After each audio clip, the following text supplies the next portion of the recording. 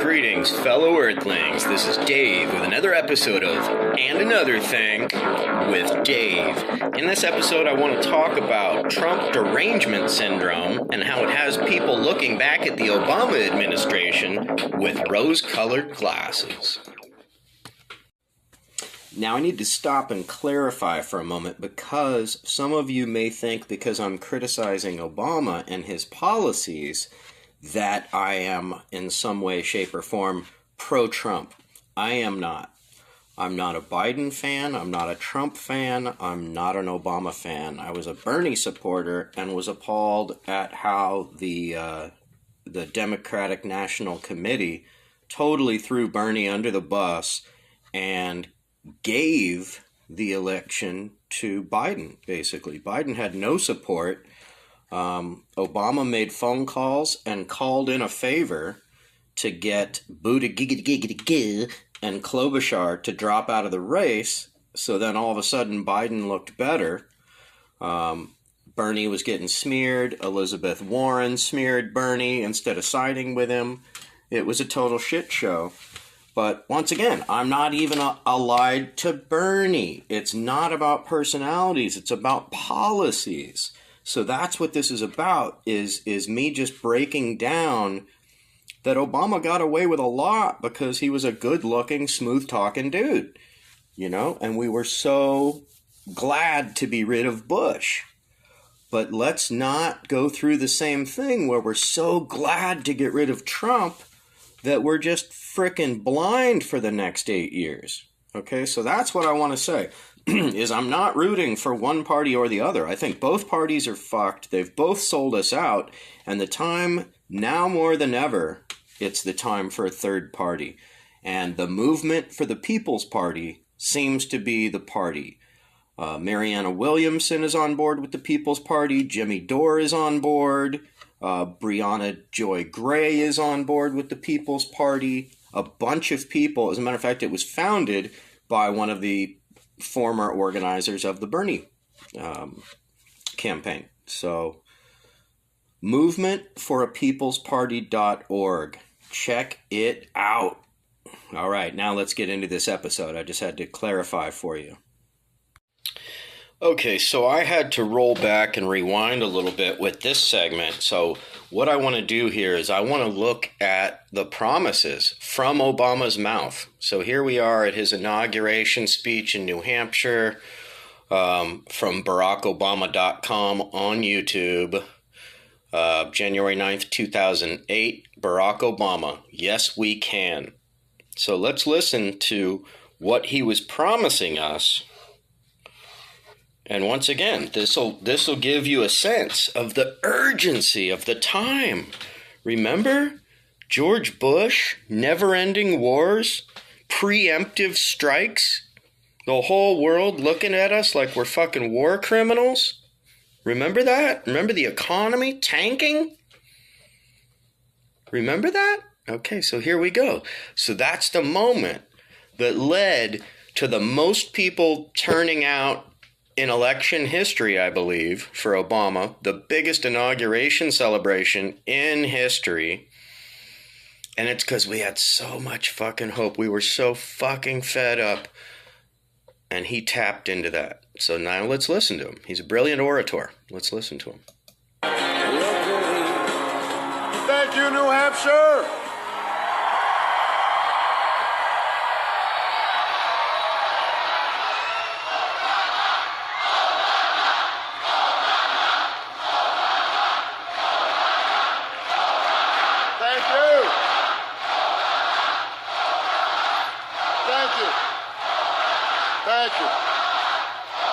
Thank you, guys.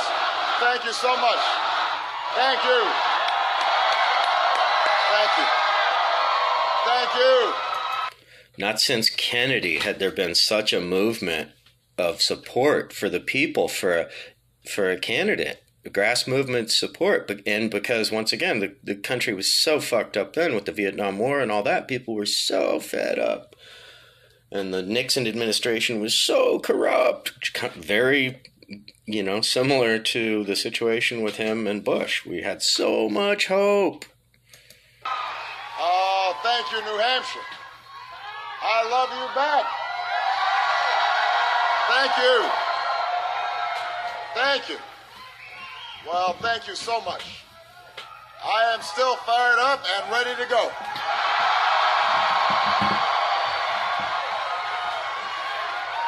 Thank you.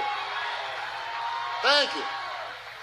Well, first of all, I want to congratulate Senator Clinton on a hard-fought victory here in New Hampshire. She did an outstanding job. Give her a big round of applause.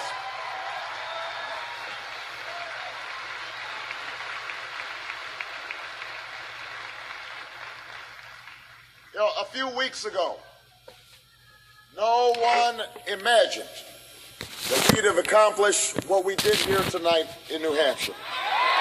No one could have. Maximum volume. Sorry about that. For most of this campaign, we were far behind.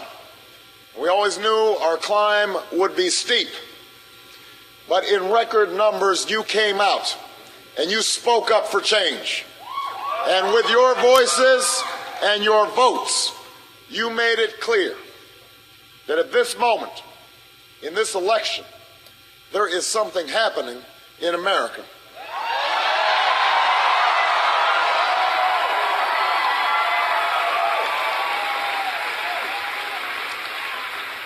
There is something happening when men and women in Des Moines and Davenport, in Lebanon and Concord, come out in the snows of January to wait in lines that stretch block after block because they believe in what this country can be. Let's talk about that. Why do our election lines stretch block after block after block? Why? There is something happening. There's something happening when Americans who are young in age and in spirit, who've never participated in politics before, turn out in numbers we have never seen because they know in their hearts that this time must be different.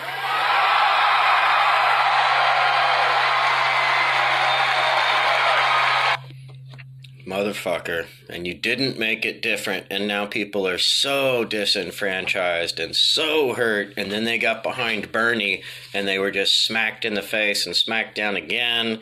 A bunch of people supported Trump because he seemed like a good option. I mean, his election, the things he was saying in his pre-election speeches were good. Who doesn't want the swamp drained?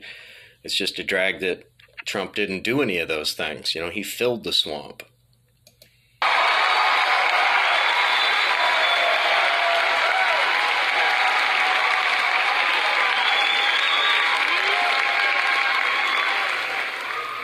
There's something happening when people vote not just for party that they belong to, but the votes, the hopes that they hold in common. That whether we are rich or poor, black or white, Latino or Asian, whether we hail from Iowa or New Hampshire, Nevada or South Carolina, we are ready to take this country in a fundamentally new direction. That's what's happening in America right now. Change is what's happening in America. Yeah, well, he didn't provide that change, did he? And that is what gave us Trump. You know, people went from hoping for change to demanding it. Storming the Capitol. That didn't come out of nowhere. That didn't come out of nowhere. People are so fed up.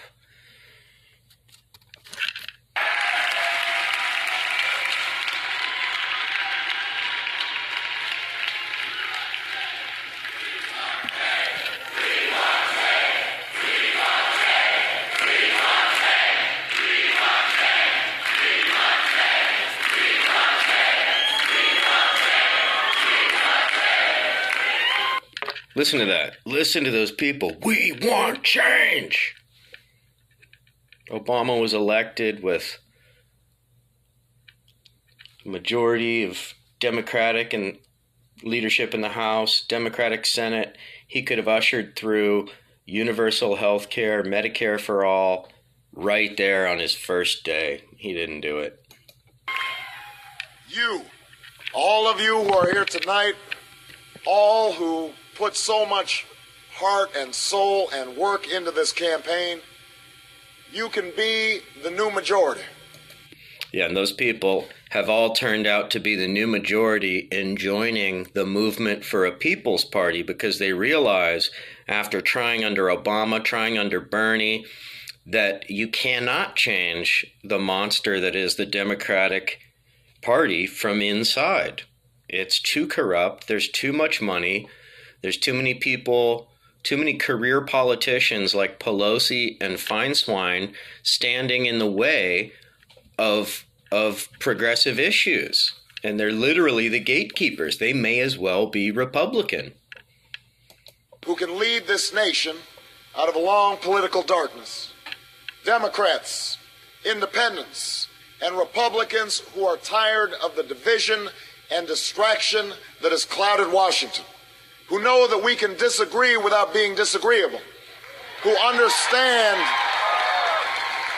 that if we mobilize our voices to challenge the money and influence that stood in our way and challenge ourselves to reach for something better, there is no problem we cannot solve. There is no destiny that we cannot fulfill. Our new American majority can end the outrage of unaffordable, unavailable health care in our time. We can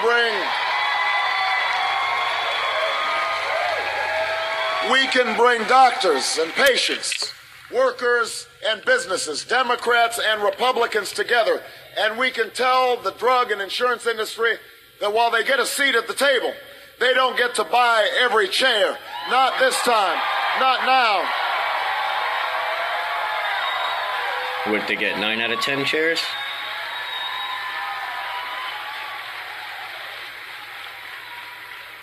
Our new majority can end the tax breaks for corporations that ship our jobs overseas and put a middle-class tax cut in the pockets of working Americans who deserve it. Oh, he didn't follow through on that one, and he tried to sign the TPP, which would have been like NAFTA on steroids. We can stop sending our children to schools with corridors of shame and start putting them on a pathway to success.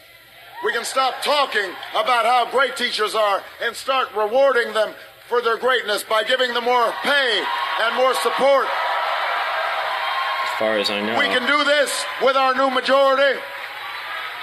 As far as I know, teachers are still paying for supplies out of pocket, and he didn't do that either.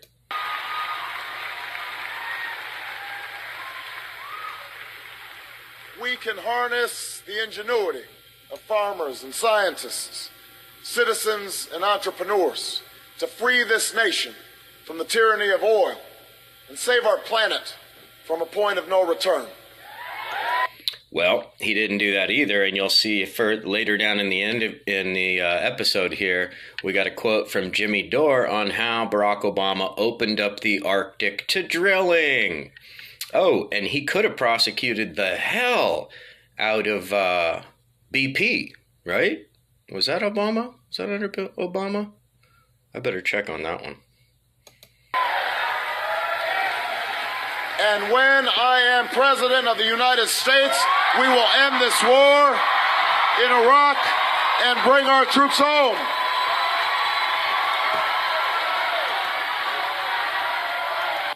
Okay. Now here's the big one, right? We'll end the war in Iraq and bring our troops home. It's what everybody wants. Bring all the troops home. Yeah, support our troops. Bring them home. Give them a GI Bill. Let them go to school for free. Treat them like you did the soldiers after World War II, right? Give them a GI Bill. Let them buy a home with like no money down.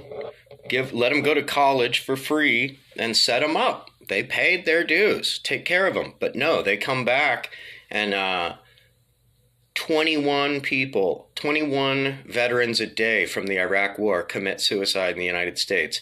It's the highest unspoken statistic of death in the U.S. are veteran suicides, and it's a fucking shame.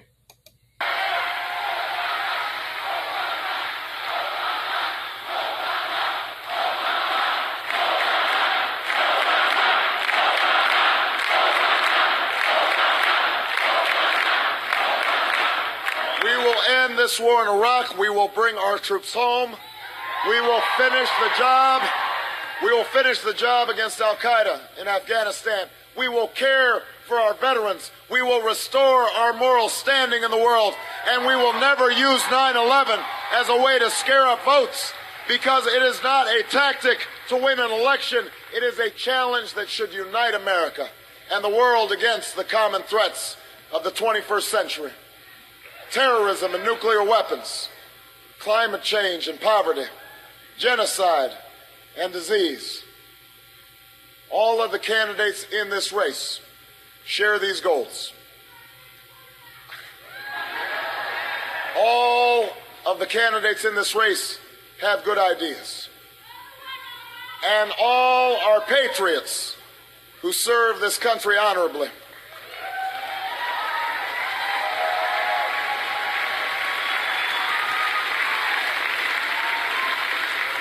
But the reason our campaign has always been different, the reason we began this improbable journey almost a year ago, is because it's not just about what I will do as president.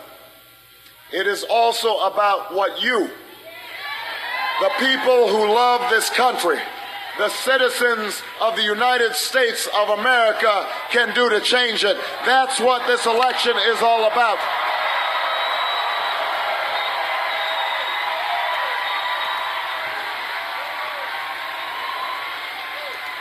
Yep, I just looked it up. Obama was president during the BP oil spill, and here it is from Wikipedia on 15th of June. President Obama made his first speech from the Oval Office addressing the BP oil spill, saying, "This oil spill is the worst environmental disaster America has ever faced." So you would think he would fine BP out of existence, ban them from doing business in the United States, etc., right? Nah, they got a ridiculous settlement, ridiculous low fine, not even the amount of their yearly profit, not even a fraction of their yearly profit. And they're allowed to still do business in the United States, and I think they're going to drill another well in the Gulf of Mexico after they killed off a huge seafood industry from the Gulf. I mean, he said it, the worst disaster, ecological disaster in American history. So that company should be tarred and, theoretically tarred and feathered, right? They should be made an example of. But no, we're so frickin' beholden to the oil companies and the banksters that little slap on the wrist.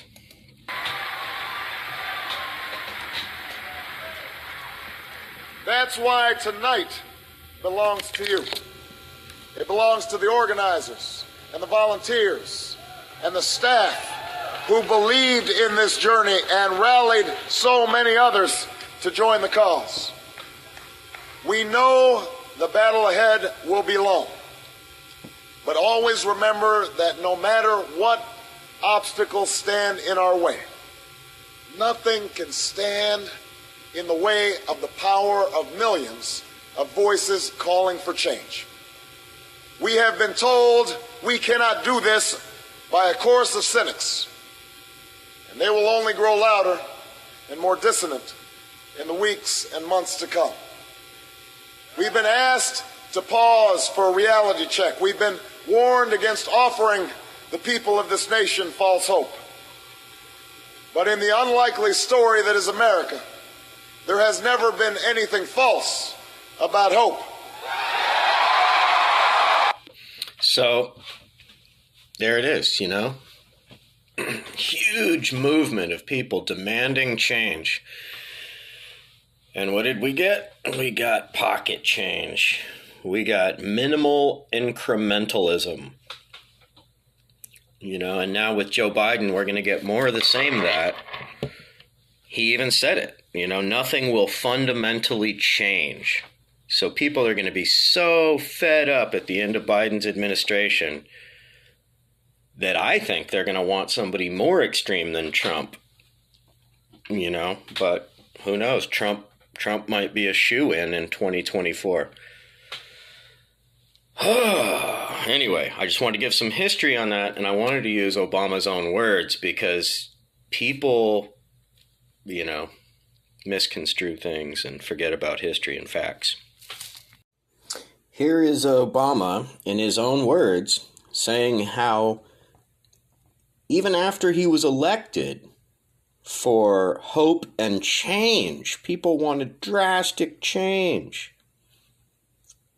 Even after that, he says, nah, I'm more moderate Republican than socialist. The truth of the matter is that my policies are so mainstream that, if I had said the same policies that I have back in the 1980s, I'd be considered a moderate Republican. I mean, what I believe in is a tax system that's fair. I don't think government can solve every problem. I think that we should make sure that we're helping young people go to school. We should make sure that our government is building good roads and bridges and hospitals and airports so that we have a good infrastructure. I do believe that it makes sense that everybody in America, as rich as this country is, shouldn't go bankrupt because they get sick. So the things I believe in are things that I think most of your viewers believe in. Wow, what a long way he came, right? This is December 14th, 2012, on Univision News. Obama, more moderate Republican than socialist. What a far cry from his election speeches, right? Here is Donna Brazil on Obama and his border policy. What the president has done is, of course, double the number of troops or boots on the ground in terms of border security. They've tripled the amount of money used for the enforcement. But what is happening is a regional crisis, young people fleeing violence, abuse from, Honduras, El Salvador, Has that not been Guatemala. going on for years and years? Well, and it's years increased. and years? We had 6. So I just got to cut in there. So this is ABC News with Donna Brazil talking about Obama's border policy and the Obama presidency, really. It's a clip from July 6th, 2014 called Roundtable, Obama, Worst President Since World War II. It's got Newt Gingrich, Donna Brazil, and some other lamestream media figureheads. But what amazes me here is how ABC News glosses over this point. Well, hasn't that been going on for a while?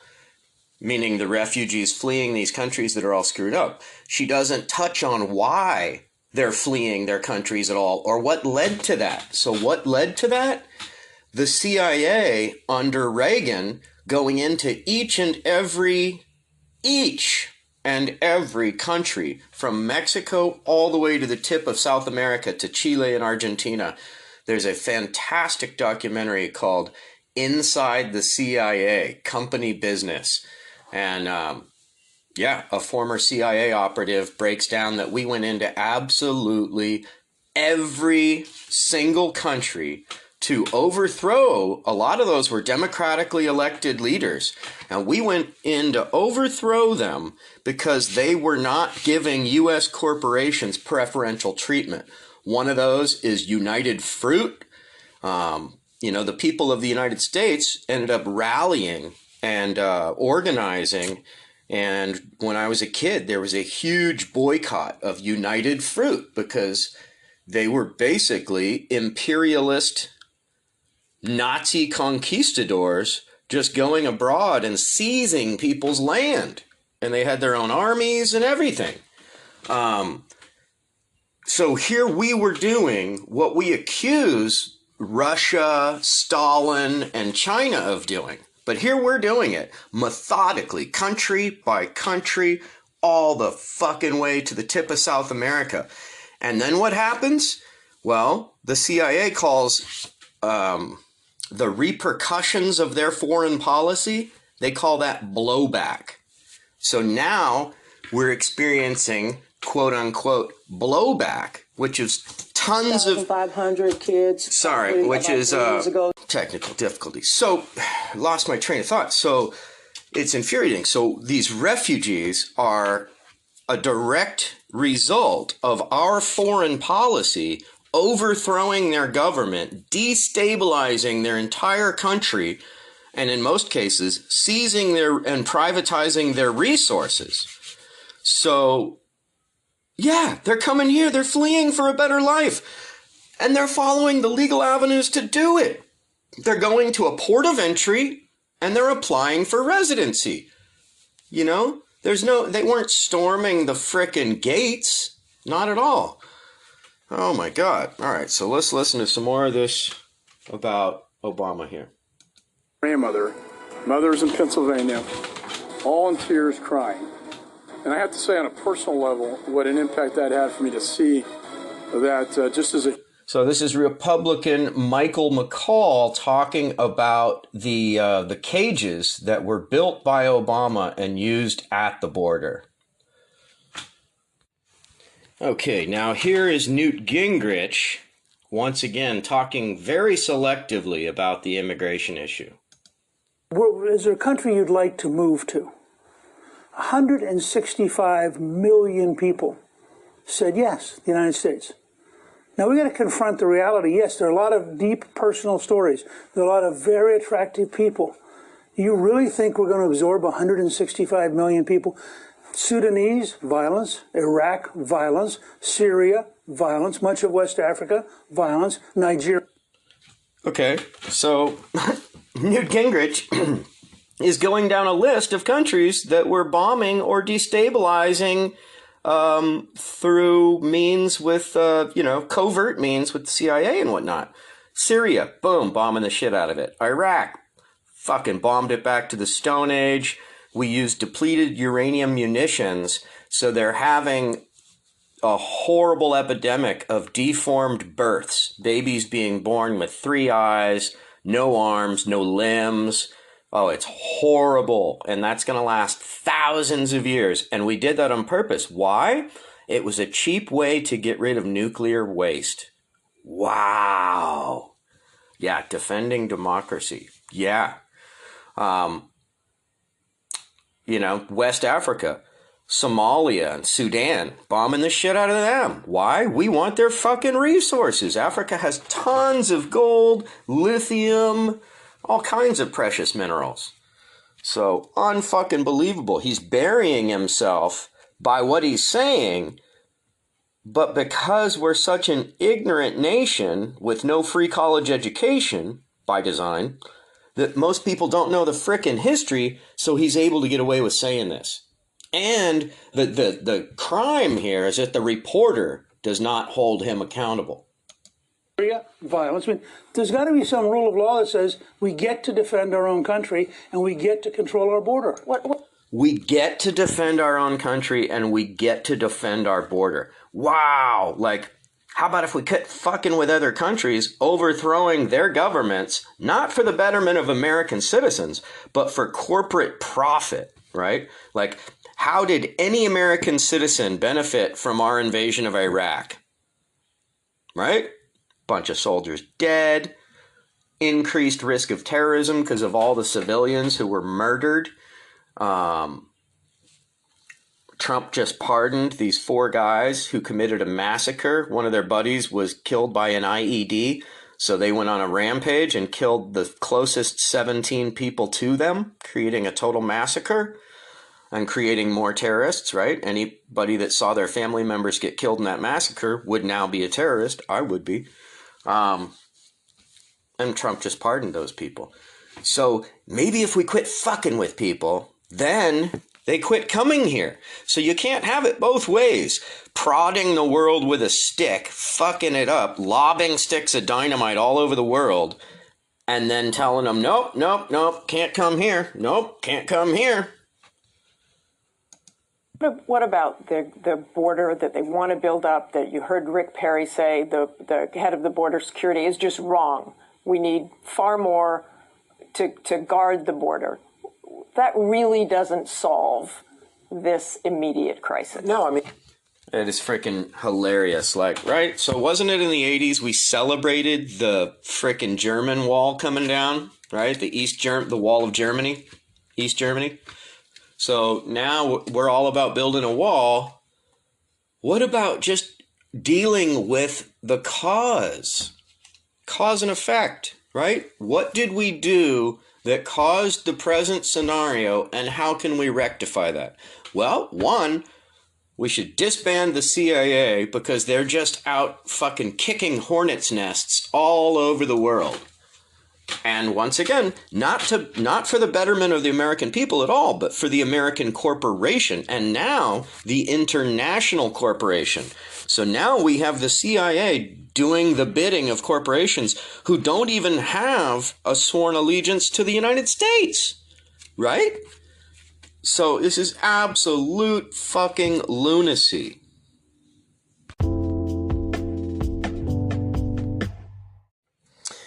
Okay, now here's a clip of Jimmy Dore from September 26th, 2020, what Obama got away with. You're allowed to pressure politicians to give you things in order to get your vote. In fact, that's the way it's supposed to work, and if you don't do it that way, you end up with a country like this. 80% of workers live paycheck to paycheck, and nobody has health care, and everybody's out of a job, and they gave $5 trillion to the richest people during Corona and gave you nothing.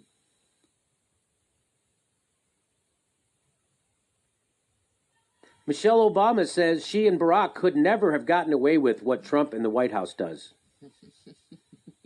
Imagine dropping more bombs than George Bush, completely backing off of every single campaign promise you made, enriching yourself upon leaving office, paving the way for Trump, still being celebrated by most of the public, and thinking you didn't get away with anything. Yeah, this is the absolute, selective memory that people have around Obama. You know, this Trump derangement syndrome has got people like, oh God, I miss Obama. Oh, you know, it's unbelievable. Like he was some kind of hero or something. He was a freaking politician. And like Jimmy just said, he broke every single promise that he made going into office. He had a Democratic Senate, House, and Vice President. You know, he could have rammed through universal health care in his first week with a signature. You know, it's such bullshit. He took us from 5 wars to 7, on and on and on and on. He didn't keep a single promise. He did a half-assed measure of health care, forcing you to get health care or you get a $400 penalty. So what that was actually hundreds of millions of dollars as a gift to the insurance companies. Here you go. Now all these people have to buy insurance from you.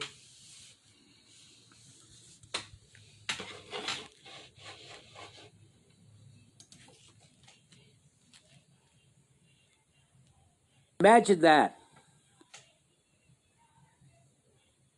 Michelle Obama. Ugh. She lives on a 46-acre estate on Martha's Vineyard. The people in Flint still don't have water. These are your leaders. So Obama, as soon as he got out of office, he went and made a speech for Wall Street for $400 and something thousand for a 30-minute speech. So what was that? That was a thank you, Mr. Obama, for bailing out the quote-unquote too big to fail banks. Too big to fail. Explain that to me. So too big to fail means too big to exist, means you ought to invoke the antitrust laws that exist on our books right now and break up those companies, protecting our country, protecting the citizens, and protecting the investors and the homeowners. But no, Obama chose to protect the fucking bankers and bail them out, fucking everybody else. Now riddle me this. If he would have bailed out the homeowners, those homeowners would have then been able to pay their mortgage, and then that would have helped the bankers, right? Do you know why they didn't do that? Because they said that would have caused what's called moral hazard, that people wouldn't be afraid to default on their mortgage enough to ensure that they'll pay it. Moral hazard. Really? So you're going to give the fucking banks a bunch of money, but there's no problem with moral hazard there?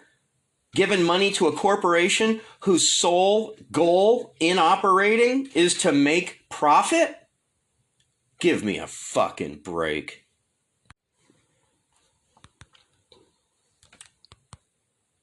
All right, let's hear a little more from the Jimmy Dore show here. They committed a genocide in Yemen.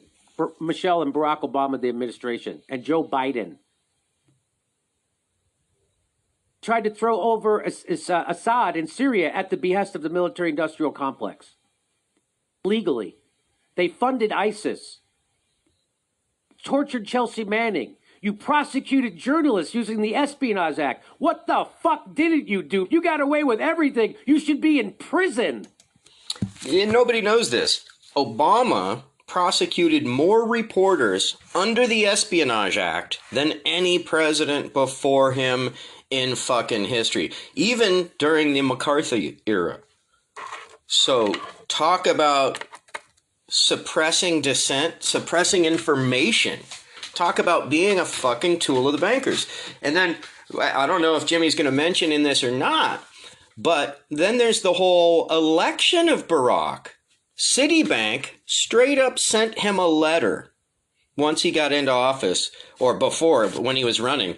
Here, they gave him a list. Here are the 21 people we recommend for your cabinet. Guess what? Every fucking one of those 21 people got a position in Barack Obama's cabinet. So he was just the banker's boy. Nothing more. Obama's Justice Department grants final immunity to Bush CIA torturers. Awesome. So, yeah, restore our, place in the world, in the eyes of the rest of the world. Nah, we're gonna go ahead and just, give those torturers immunity because, we wouldn't want to abide by the Geneva Conventions or anything like that. Heaven forbid we behave in the same way that we demand other countries behave. Here we are, the protectors of quote unquote world democracy, pointing our fingers like, oh, China, horrible. Russia, horrible. Oh, Iraq, horrible. We got to go over there and liberate them with a bomb and bomb them into the Stone Age, fuck up their whole country, Syria, blah, blah, blah, blah, blah, blah, blah, blah, blah. Right? Are you fucking kidding me? And we fall for it. You want to talk about Obama and his record with police enforcement? The White House to reauthorize military equipment for police. So there we have it. Demilitarization of police, which often act like an occupying force in communities, is a key demand of Black Lives Matter activists. Barack Obama reauthorized military equipment to the police. He's the one who militarized our police forces. Barack Obama did that. So you can thank Barack Obama for having all this militarized equipment that's being used against peaceful protesters. You can thank Barack Obama for locking up more reporters than any other administration in history. And so that sets a tone. So maybe that's why 7 reporters were shot in the face and blinded with rubber bullets during BLM this summer. I don't know. Just a guess. Just maybe. Did that. Obama did that. Hey, Obama's unprecedented use of state secrets to defend religious profiling. President Obama vowed as a candidate to end George W. Bush's use of the state secrets privilege to get lawsuits thrown out of court. Instead, the administration is wielding it in previously unused ways to defend widespread profiling of Muslim Americans. So, we're all up in arms about Trump's Muslim ban and this and that, right? But once again, Obama laid the groundwork for it. Do you see what I'm saying about Donald Trump? That Barack Obama and Joe Biden are actually worse than Donald Trump because they actually created this crisis that gave us Donald Trump, and now they're going to give us more, so we're going to get a worse Donald Trump? This is not that hard to understand, but everybody is on purpose not understanding it. I know it's easy to understand because a dumb guy like me can understand it. And that's the whole point of this show. This whole point of this show is that everybody else is smarter than me. All right, now Jimmy starts touching on what I was talking about the root of these immigration issues and whatnot, right? All right, so let's talk about Honduras here. The U.S. role in the Honduras coup and subsequent violence. People carry the coffin of indigenous leader and environmental activist Berta Caceres after a 5-hour autopsy at the Forensic Medicine Center in Honduras. Barack Obama in Flint, Michigan. There you go. So I need to pause and comment on that. So once again, so we aided in a coup in Honduras, and then we're freaking out when their country goes to shit and is all destabilized. We're freaking out about all these people from Honduras. You know, the caravan is coming, right? Remember the hype? The caravan is coming. They're going to invade us. Well, why are they leaving their own country? Oh, because once again, the CIA is in their fucking shit up. And once again, is the average United States citizen going to benefit from what the CIA is doing at all? Did we get $1 a gallon gas after the Iraq War? Nope. But guess what? The oil in Iraq was privatized for the first time since the 1970s, and Iraq itself is only getting 25 cents on the dollar for their own fucking oil. So all these companies, a Chinese company, a Russian company, and 2 American companies all bid for the contracts to develop that oil. They ended up finding the largest oil reserve in the world that they didn't even think was there, didn't even know it was there. So fucking ka-ching. And we're such chumps and suckers over here infighting over left and right and whether LGBT people have the same rights as the rest of us and who gets to use what bathroom and all this stupid shit, gay marriage, all these what I call wedge issues that are only designed to divide us and have no real substantive consequences for society. It's all just shit to distract us. While we're all distracted with that, they're ushering all this shit through, once again. Now, this really pisses me off and gets my blood boiling too. Jimmy's showing a clip of Obama in Flint, Michigan, doing a fucking stunt, talking about how the water's fine. They've done nothing to fix it. And any amount of lead in your water causes permanent brain damage, right? So there's an epidemic of children with brain damage coming out of Michigan now that's going to cost the taxpayers tons of money, like all the fear over crack babies. Well, this shit's going to be real. It already is. And here's Obama playing it down. I've been doing stunts here, but, But I'm going to try my hand at prop comedy right now. Maximum volume. Fucking look in his face, that dead look in his eyes. Look at that dead look in his eye. Look at that fucking dead look in his eyes. Okay, here we go. Tap out. Do not feel. Tap out. Go numb. Go numb. Poison people. Leave children poisoned. Didn't even give them health care. He could have, with a stroke of a pen, he could have given them all Medicare. He didn't. Look at that. Look at that. But I'm not making that up. No, I mean, you see it every time he takes this drink. You just go, dead eyes. Dead. You tapped out of life, Obama. It's Barack Obama literally killing people right there, and his own countrymen. He is. So Obama's taking a sip, total fucking propaganda, press conference, and he's taking a sip of tap water, of a glass of water. So you assume that it's tap water because he doesn't have a bottle, right? And that's the whole point that he's trying to prove is that Flint water is safe, right? But he takes the tiniest little bird sip imaginable. And like Jimmy says, he just looks like, I sold my soul. That's the look he's giving. Like, fuck, I sold my soul. But hey, he's on Martha's Vineyard now, right? So...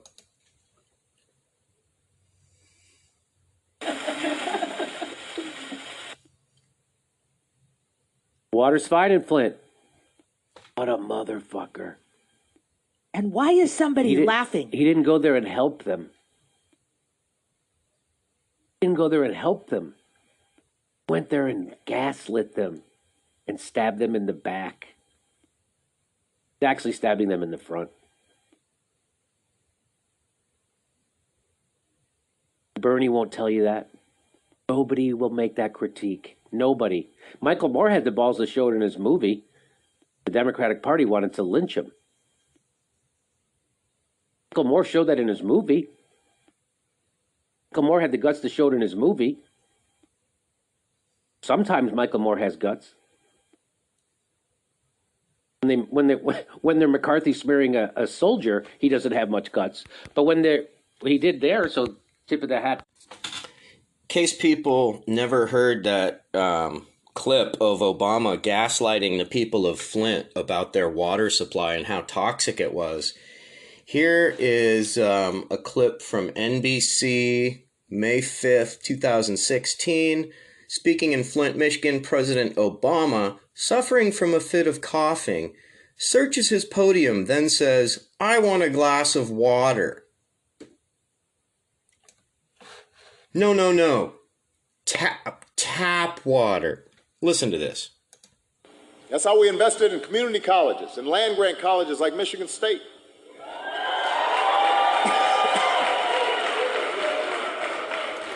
That fake-ass little cough. We invest. Can I get some water? Come on up there. Give me some water.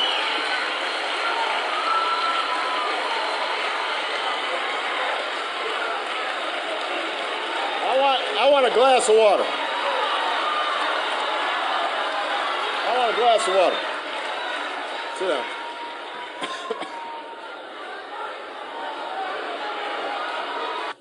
Where do we go from here? Well, I'm still waiting for my water. Somebody obviously didn't hear me. Hold on a second. Now, the reason I know I'm okay is because I already had some Flint water. There we go.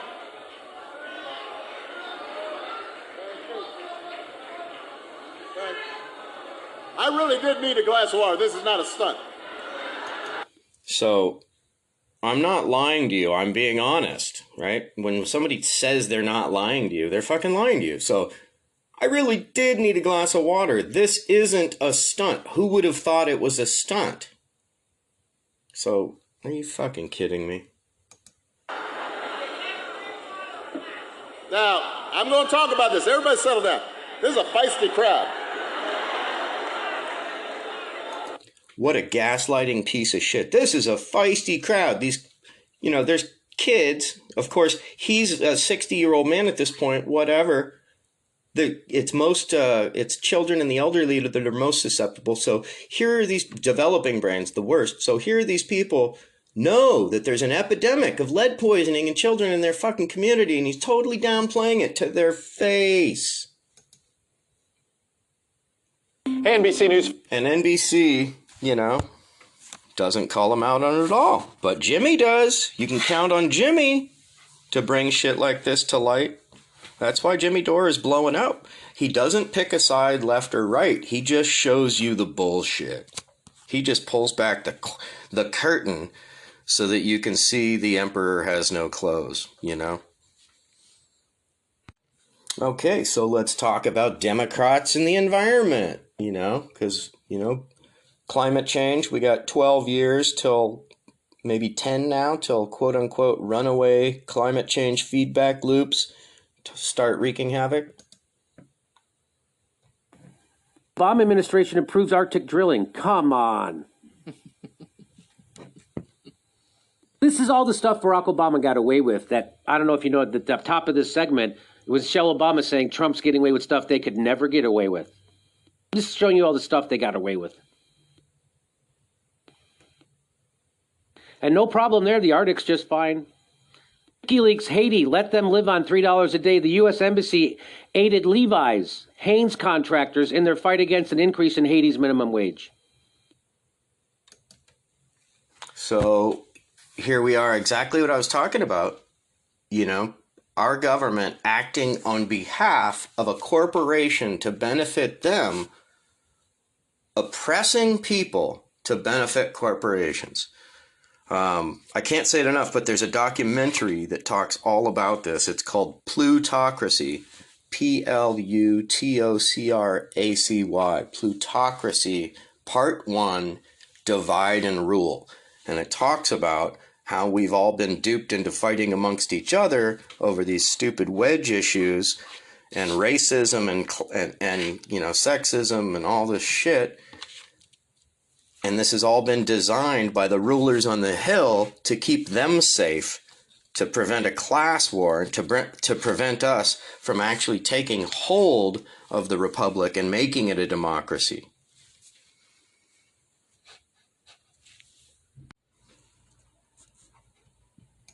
Obama's war on whistleblowers leaves administration insiders unscathed. 5 key political players enjoy virtual impunity, while 4 lower-level figures are in prison or facing time. U.S. says deportation of Honduran children a warning to illegal immigrants. So here's Barack Obama deporting children and having that be a warning to the future immigrants, right? So we freaked out when we heard the Trump administration that was saying that their treatment of these people would defer future immigrants. So there it is. It didn't start under Trump. What's the date on that? Oh, July 15th, 2014. So Barack Obama was deporting Honduran children, and that as a warning. Other people in crisis. So once again, Jimmy and I are not saying that it's okay Trump did it. We're not condoning Trump at all. What we're saying is that there's been a direct curve. You know, Bush, fucking Clinton, and NAFTA, and Glass-Steagall, you know, deregulating the banks and NAFTA, and then Bush with you know, never-ending war and torture and bank bailouts, and then Obama with more bank bailouts, more war. It all led us to Trump. It's all leading us to our first despot, to our first authoritarian leader, who's going to be way worse than Trump. Because now we have do-nothing Biden with minimal incrementalism as his platform, right? Nothing is going to fundamentally change. So people are going to be as fed up as they were at the end of the Obama administration by no fucking change when we really needed and were demanding change. So then people are going to swing hardcore to the right. And the next leader will make Trump look like a frickin' socialist. You know, mark my words, and it's not just my words. A lot of people are saying this.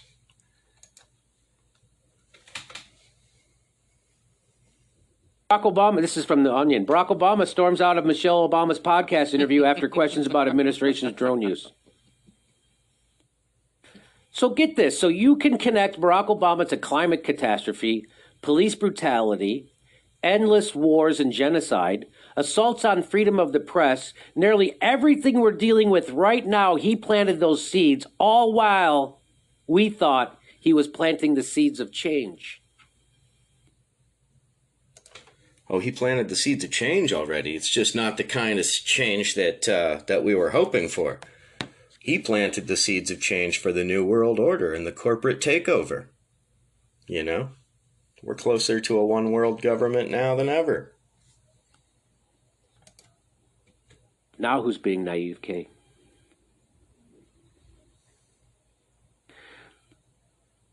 Okay. So, God bless him. I love Jimmy. He breaks it down. And you know, this shit fires me up once again. It's people have to stop being attached to a personality. Look at the policies. Don't look at the personality. And if you look at our political policies over the last 40 years, you can see a consistent arc no matter who is in the White House. You know, Nancy Pelosi got the speakership by rallying on impeachment under George Bush for torture. But guess what? She got those torture memos and never reported them. So she could have started legal proceedings, but she didn't. So that makes her complicit in torture. So as soon as she got into the White House, as soon as she got the speakership, rather, somebody must have pointed that out to her, because her first statement in a press conference was, impeachment's off the table. You know, then she does this fucking stupid impeachment with Trump, which she knew was a go-nowhere political theater circus because of the Senate with sworn allegiance to Trump. They said they wouldn't allow it to go forward.